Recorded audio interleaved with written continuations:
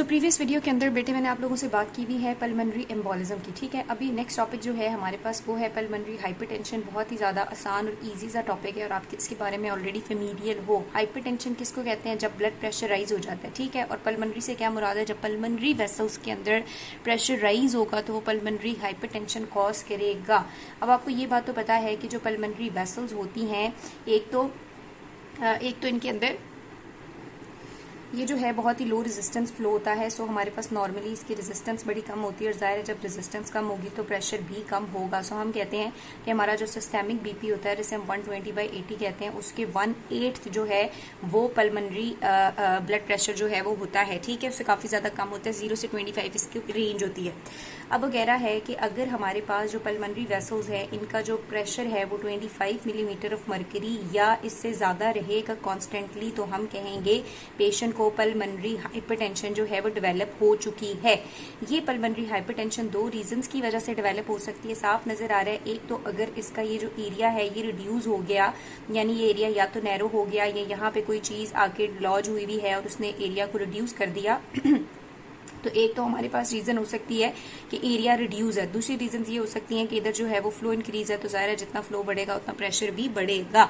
तो ये दो रीजंस पल्मनरी हाइपरटेंशन को कॉज कर सकती हैं। अब नेक्स्ट बात वो कहता है शेयर्ड फीचर्स की बेस के ऊपर डिपेंडिंग अपॉन हु ऑर्गेनाइजेशन हमने पल्मनरी हाइपरटेंशन को कुछ ग्रुप्स में डिवाइड किया हुआ है। ठीक है, सबसे पहले जो हमारे पास आता है बहुत ही आसान सा है, इसमें वो कह रहा है पल्मनरी आर्टीरियल हाइपरटेंशन होती है। आपकी बुक से मैं आपको दिखा भी दूंगी, इसको मैं शॉर्ट फॉर्म में लिखती रहूंगी, पल्मनरी आर्टीरियल हाइपरटेंशन। अब नाम से ही हमें पता चल रहा है कि ये ऐसी हाइपरटेंशन होगी जो कि मस्कुलर आर्टीरियोल्स की वजह से क्रिएट हो रही है। ठीक है, जो मस्कुलर या इलास्टिक आर्टीरियोल्स हैं उनके अंदर किसी भी रीजंस की वजह से, अब क्या रीजंस हो सकती हैं मैं वो बताती हूँ, उन रीजंस की वजह से जो मस्कुलर आर्टीरियोल्स हैं उनके अंदर नर्विंग हो गई है, कंस्ट्रक्शन हो गई है, रेजिस्टेंस बढ़ गई है।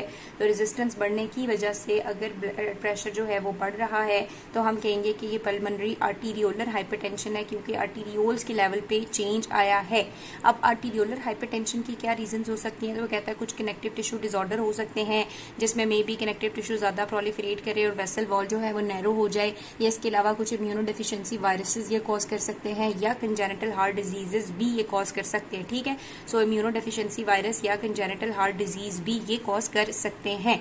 दूसरी जो हाइपरटेंशन की टाइप यहाँ पे वो बता रहा है वो हो सकती है हमारे पास pulmonary hypertension due to left heart side failure.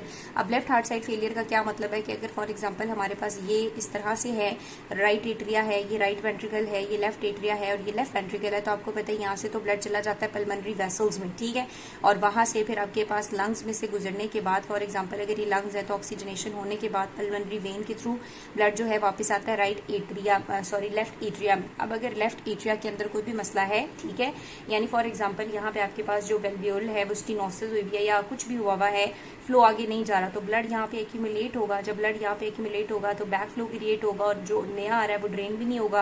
और जब बैक फ्लो क्रिएट होगा तो हमारे पास ये यहाँ पे जाके एक्यूमुलेट होगा। जब यहाँ पे ज्यादा फ्लो हो जाएगा तो हमने कहा फ्लो ज्यादा होने से भी क्या हो सकता है, ब्लड प्रेशर बढ़ता है। तो यहाँ पे जब फ्लो ज्यादा होगा तो भी हाइपरटेंशन डेवलप हो सकती है। सो लेफ्ट वेंट्रिकल या लेफ्ट एट्रिया या यहाँ पे वेल्व्यूलर कोई भी डिसफंक्शन है, यानी लेफ्ट साइड हार्ट फेलियर है या लेफ्ट साइड हार्ट एबनॉर्मैलिटी है, तो वो भी बैक फ्लो की वजह से पल्मनरी हाइपरटेंशन कॉज कर सकती है। सो दूसरी रीजन ये हो गई हमारे पास। थर्ड में वो कहता है पल्मनरी हाइपरटेंशन हो सकती है ड्यू टू लंग डिजीजेस। अब यहाँ लंग्स के लेवल पे कोई ऑब्स्ट्रक्टिव लंग डिजीज है, कोई रिस्ट्रिक्टिव लंग डिजीज है, कोई एक्सेसिव फाइब्रोसिस हुई है, जिसे आप स्टार्टिंग में पढ़ चुके हो, तो वो भी हाइपरटेंशन कॉज कर सकती है। सो थर्ड हमने कहा कि hypertension due to lung diseases भी हो सकती है। ठीक है, फोर्थ में वो कह रहा है कि अभी पिछला जो टॉपिक हमने डिस्कस किया, thromboembolism can lead to blood pressure increase in intra pulmonary vessels के अंदर प्रेशर भी मैंने आपको बताया था कि जब थ्रोम्बस बनता है और वो डिसलॉज होता है और एम्बोलिस बन जाता है, और एम्बोलिस जब जाके वेसल्स के अंदर अक्लूजन कॉज करता है तो जाहिर है यहाँ पे इसके नर्विंग कॉज कर देता है और नर्विंग की वजह से प्रेशर बढ़ जाता है। ठीक है, सो हमने ये बात भी कर ली कि थ्रोम्बोएम्बोलिज्म भी कॉज कर सकती है राइज्ड इन पल्मनरी ब्लड प्रेशर। ठीक है, सो पल्मनरी प्रेशर सही है। उसके बाद कहता है लास्ट हमारे पास आ जाती है पल्मोनरी हाइपरटेंशन विद अननोन और अनक्लियर और मल्टीफैक्टोरियल मैकेनिज्म, यानी अनक्लियर है, कुछ ऐसी रीजंस भी हो सकती हैं। तो अगर हम बात करें तो हमने कहा कि या तो ये आर्टीरियोल्स की रेजिस्टेंस इंक्रीज होने की वजह से हो रहा है, या लेफ्ट साइड फेलियर की वजह से हो रहा है, या लंग डिजीज की, लंग्स के लेवल पे कोई लंग्स का डिजीज हुआ है, या थ्रोम्बोएम्बोलिज्म है, या कुछ अनक्लियर कॉजेस की वजह से ये हाइपरटेंशन डेवलप हो रही है। ठीक है, नेक्स्ट बात बेटे बुक के अंदर वो उसकी पैथोजेनेसिस को डिस्कस करता है, और पैथोजेनेसिस का अगर आपको ये रीजन समझ आ गई है तो अगेन पैथोजेनेसिस में उसने वही बात डिस्कस की है। कहते हैं सबसे पहले अगर हम क्रॉनिक ऑब्स्ट्रक्टिव डिजीजेस की बात करें, ये ठीक है, या हम कह रहे हैं लंग्स के लेवल पे कोई पैथोलॉजी है तो क्या होगा। ज़ाहिर है लंग के लेवल पे अगर कोई पैथोलॉजी है तो वो कुछ कॉज करेगी, ऑब्स्ट्रक्शन कॉज करेगी, और ज़ाहिर है जब वेसल्स जो है वो ऑब्स्ट्रक्ट होंगी तो एरिया रिड्यूस होगा, और जब एरिया रिड्यूस होगा तो प्रेशर जो है वो बढ़ जाएगा। एक पैथोलॉजी हमने डिस्कस कर ली। दूसरी वो बात कर रहा है कि जो भी कोई कंजेनिटल या एक्वायर्ड हार्ट डिजीज है, ठीक है, कोई भी कंजेनिटल या एक्वायर्ड हार्ट डिजीज है तो उसमें क्या हो सकता है, फॉर एग्जांपल माइट्रल स्टीनोसिस। तो अभी मैंने आप लोगों से बात की कि अगर माइट्रल स्टीनोसिस होगी तो हमारे पास जो लेफ्ट एट्रिया है वो प्रॉपरली लेफ्ट वेंट्रिकल में ड्रेन ही नहीं करेगा। जब ये ड्रेन नहीं करेगा तो बैक प्रेशर, और बैक प्रेशर तो रेज्ड इन पल्मोनरी प्रेशर। ठीक है, सो ये बात भी हो गई, ये भी पैथोजेनेसिस आपको समझ आ गई, हमने पहले बात कर ली है। तीसरी बात तो कह रहा है रिकरेंट थ्रोम्बोएम्बोलाई है, तो वही बात है कि थ्रोम्बोएम्बोलाई, थ्रोम्बस डिसलॉज होगा, पल्मोनरी वेसल्स में जाएगा और वहां पे जाके ऑब्स्ट्रक्शन कॉज करेगा, और ऑब्स्ट्रक्शन से वहां पे बैक प्रेशर और प्रेशर जो है वो हमारे पास रेज्ड हो जाएगा। ठीक है, नेक्स्ट बात वो कहता है कि कुछ ऑटो इम्यून डिजीजेस भी ये कॉज कर सकते हैं। ऑटो इम्यून डिजीजेस अभी हम कुछ आगे भी पढ़ेंगे, कुछ आपने वेसल रिलेटेड जो है वो हार्ट पैथोलॉजी के अंदर भी बढ़ने हैं, जिसके अंदर आपके पास समटाइम्स एंटीजन एंटीबॉडी कॉम्प्लेक्सेस बनते हैं और वो वेसल्स के अंदर जाके अगेन डिपॉजिट होते हैं और सेम पैथोलॉजी ऑब्स्ट्रक्शन और एरिया को रिड्यूस करते हैं और प्रेशर में रेज कॉज करते हैं। ठीक है, देन वो लास्ट में कहते हैं ऑब्स्ट्रक्टिव स्लीप अपनी भी हो सकता है, ये एसोसिएटेड होता है ओबेसिटी एंड हाइपोक्सीमिया के साथ। अब इसके बाद वो कहता है कि अगर हम एटियोलॉजी के लिए बात करें ना, तो हमारे पास जो 80% हाइपरटेंशन होती है उसको हम आइडियोपैथिक हाइपरटेंशन कह देते हैं, हाइपरटेंशन कह देते हैं, क्योंकि आइडियोपैथिक का मतलब है हमें उसकी रीजन नहीं पता।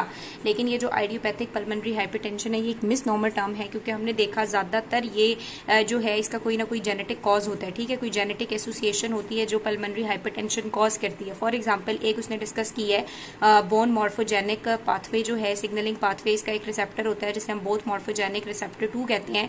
अगर इस रिसेप्टर के अंदर म्यूटेशन होगी तो इस म्यूटेशन की वजह से एंडोथीलियम जो है वो डिसफंक्शन होगा उसका, जबकि हमारे पास जो वेस्कुलर स्मूथ मसल्स हैं वो बहुत ज्यादा प्रोलिफरेट करेंगे। और जाहिर है जब वेसल की स्मूथ मसल बहुत ज्यादा प्रोलिफरेट करेंगे तो वेसल जो है वो नैरो हो जाएगी, और जब नैरो होगी तो जाहिर है वहां पे प्रेशर क्रिएट होगा। तो आइडियोपैथिक पल्मोनरी हाइपरटेंशन की कोई ना कोई जेनेटिक बेसिस हो सकती है, जिसमें से एक अभी तक जो नॉन है वो ये बोन मॉर्फोजेनिक पाथवे जो सिग्नलिंग पाथवे है उसके रिसेप्टर 2 की म्यूटेशन होगी अगर, तो वेस्कुलर स्मूथ मसल्स बहुत ज्यादा प्रोलिफरेट करेगा जिससे हाइपरटेंशन जो है वो हो सकती है। ठीक है, उसके बाद नेक्स्ट में इसकी बात कर रहे हैं वो मॉर्फोलॉजी की।